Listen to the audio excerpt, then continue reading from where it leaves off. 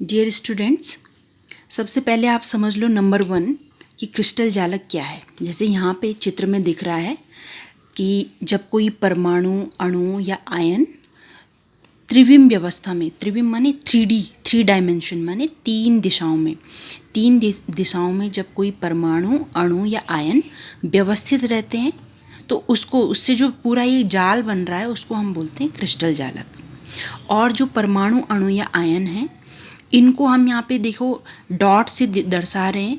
ये जो हम परमाणु, अणु, आयन को जब डॉट से दर्शाते हैं, पॉइंट से दर्शाते हैं, तो इन बिंदुओं को हम बोलते हैं जालक बिंदु। तो पहली चीज़ हो गई क्रिस्टल जालक किसे कहते हैं, और दूसरा इसमें हो गया जालक बिंदु किसे कहते हैं।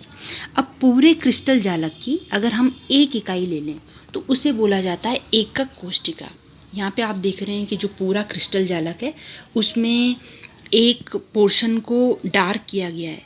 तो ये जो पोर्शन होता है, ये एक इकाई जो होगी, ये एक इकाई इसकी कहलाती है एकक कोष्ठिका।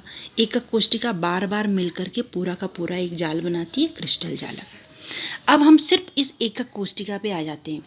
एकक कोष्ठिका जैसे कि मैंने आपको बताया, पहले ही बताया है कि 4 तरह की होती है।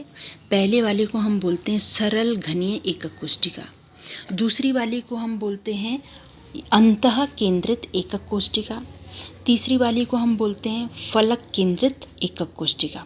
फिलहाल एक चौथी तरह की भी होती है अंत्य केंद्रित, लेकिन पहले आप सिर्फ 3 तरह की एकक कोष्ठिका समझो।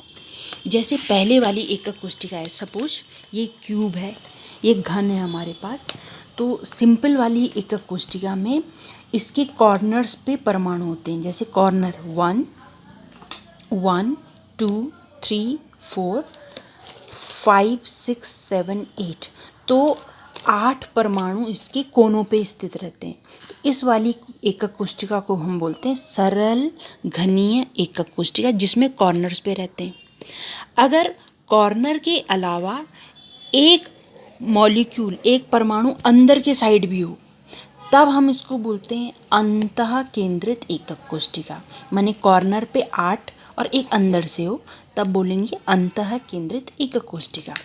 तीसरी वाली आ जाती है फलक केंद्रित एकक कोष्ठिका।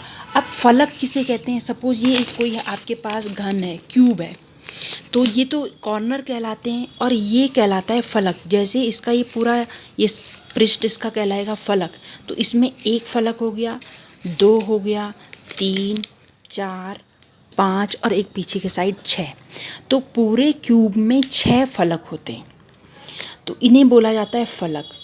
तो इसमें क्या होता है, कॉर्नर्स पे मॉलिक्यूल होते हैं, साथ ही साथ हर फलक के सेंटर में, जैसे ये फलक का सेंटर है, इस फलक का सेंटर ये है, इस फलक का सेंटर ये है, तो हर फलक के सेंटर में भी मॉलिक्यूल होते हैं।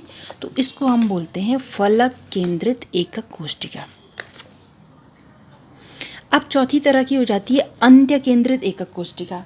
अंत्य केंद्रित एकक कोष्ठिका में भी सेम वही है, कॉर्नर्स पे मॉलिक्यूल रहेंगे, कॉर्नर पे रहेंगे, लेकिन अंत्य केंद्रित में सिर्फ 2 फलक के सेंटर में रहते हैं, सिर्फ आमने सामने के 2 फलक में। सारे फलक के सेंटर में नहीं रहते, बल्कि सिर्फ 2 फलक के सेंटर में मॉलिक्यूल्स रहते हैं। तो ये आपकी 4 प्रकार की एकक कोष्ठिका हो गई।